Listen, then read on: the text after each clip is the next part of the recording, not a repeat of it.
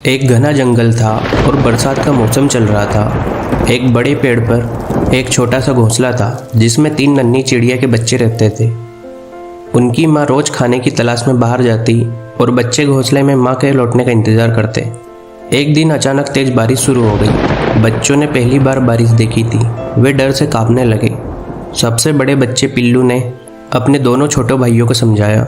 माँ ने कहा था कि जब तक वो वापस ना आए हम बाहर नहीं जाएंगे, बाहर खतरा हो सकता है।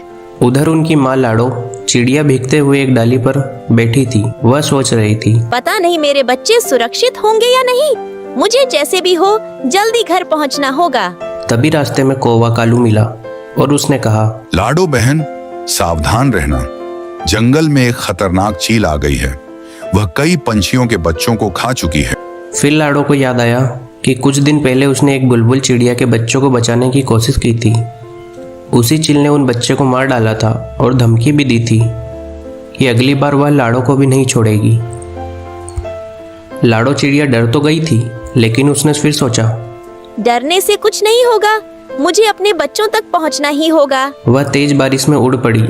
रास्ते में उसे 3 शिकारी पक्षी मिले। उन्होंने रास्ता रोककर कहा, अरे, आज तो हमारा शिकार खुद हमारे पास आ गया।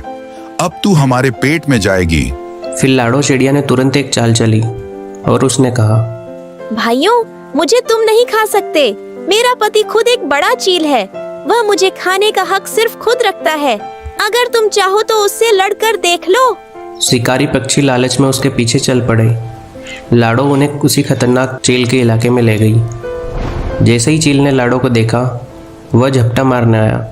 तभी शिकारी पक्षियों ने उनका रास्ता रोका और बोले, ये हमारा शिकार है।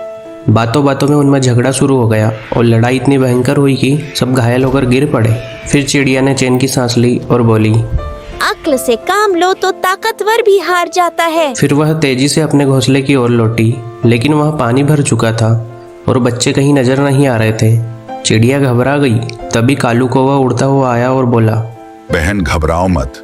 मैंने तुम्हारे बच्चों को पानी से निकालकर अपने घोंसले में सुरक्षित रख लिया है। लाडो तुरंत कालू के घोंसले पहुंची। बच्चों ने अपनी माँ को देखते ही खुशी से उसे गले लगा लिया। इस कहानी की सीख, मुश्किल समय में डरना नहीं चाहिए। बुद्धि और साहस से बड़ी समस्या का हल निकल सकता है। दूसरों की मदद करने वाले हमेशा सच्चे दोस्त कहलाते हैं।